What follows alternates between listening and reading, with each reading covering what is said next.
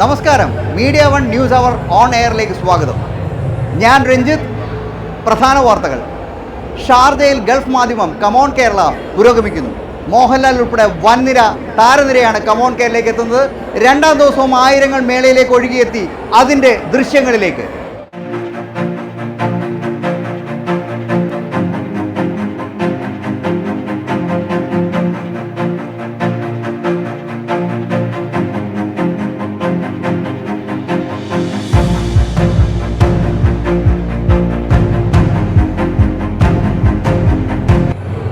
Middle ഈസ്റ്റിലെ ഏറ്റവും വലിയ Indian വാണിജ്യ സാംസ്കാരിക വിനോദ മേഖലയാണ് ഗൾഫ് മാധ്യമം ഒരുക്കുന്ന കമോൺ കേരള. പ്രൗഢമായ സദസ്സിൽ മേളയുടെ ഉദ്ഘാടനം ഇന്ന് ഷാർജ ചേംബർ ഓഫ് കൊമേഴ്സിന്റെ chairman Abdullah Sultan Al Owais നിർവഹിച്ചു.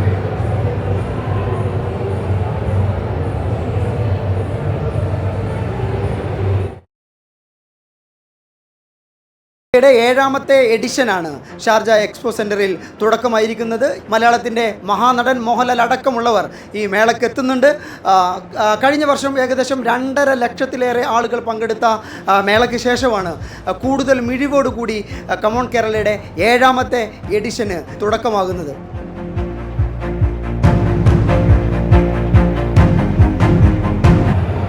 ഇതോടെ ഈ വാർത്താ ബുള്ളറ്റിൻ പൂർണ്ണമാകുന്നു. നമസ്കാരം.